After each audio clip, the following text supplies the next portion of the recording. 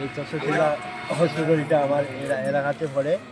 আমরা সব আইসি এলাকাবাসীর সব মানুষ আওয়ার পরে এখানে ডাক্তার নাই, কেউ নাই, দিতে দিয়ে চালা মারছে, মারিয়া চলে গেছে সব। ডাক্তারের ফোন করলে ফোন ওঠা না, সুইচ অফ করিয়ে রেখে দিচ্ছে।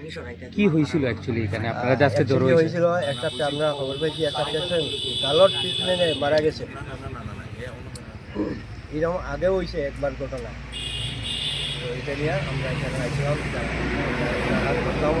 ডাক্তারের গালর ট্রিটমেন্টের পেশেন্ট মারা যান, এরকম তো আরও মারবো। হসপিটালে তো মূল ফটকটা বন্ধ আছে, আপনারা কি ডাক্তারকে কোনো কিছু বলেছেন? এখানে আসলে একজন যে পাঠাইলাম, ওগুলো নিয়ে আইতেছে, ও পালিয়ে গেছে, বাক্সে আইসে না, আর মোবাইল সব সুইচ অফ পালিয়ে গেছে।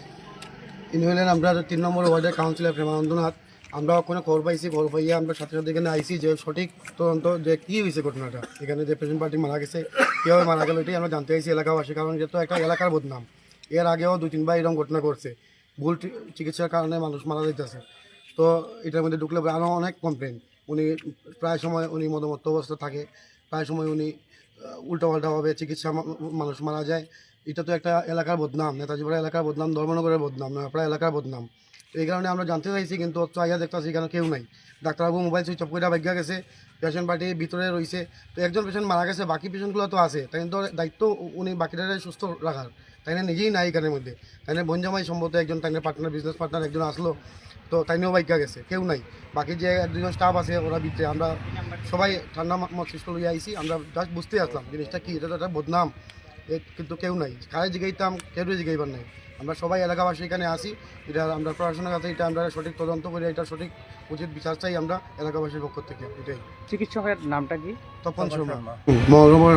ওরা আইসে এবং আমরা পিএস থেকে লোকেরা আইছিল, কিন্তু কেউ পাইছে না, এরা আগের থেকে ভাগ্যা গেছে। ওরা জানে আজকে ঘটনাটা ঘটছে 3 দিন আগে, এটা ঘটনাটা সম্পূর্ণ দায়ভার হলো গিয়ে তপন শর্মা, কিন্তু নিজেই ভাগ্যা গেছে। তাই ওখানে কি করবো, আমরা কিছু পাইছি না। স্থানীয় এলাকাবাসী হিসাবে আপনারা কি চান? আমরা এটা সঠিক তদন্ত করে সঠিক উচিত বিচার চাই এটা। কারণ একটা পেশেন্ট পার্টি, একটা মহিলা মারা গেছে, ছোটো 2টো বাচ্চা নিয়ে, তার দায়িত্বটা কে লইব? যার মারা গেছে এই বুঝতেছে এটা কি অবস্থা, যার পরিবারে মারা যায় তারাই বুঝে, তাই না কি? তাই না তো শুধু ব্যবসা আইলো, শুধু টাকার ইনকামের চিন্তা, কে মারা গেল না গেলো এটা তাদের কোনো দেখার বিষয় না।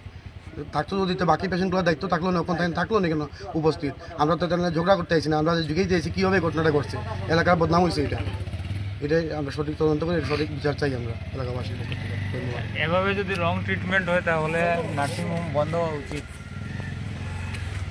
হয়রানির মুখোমুখি এলাকাবাসী বা বাইরে থেকে যারা আসে, এরা হয়রানির মুখোমুখি হওয়া ঠিক নয়। নার্সিংহোমটা বন্ধ হওয়া উচিত। বিগত দিনেও কি এই ধরনের ঘটনা ঘটেছিল।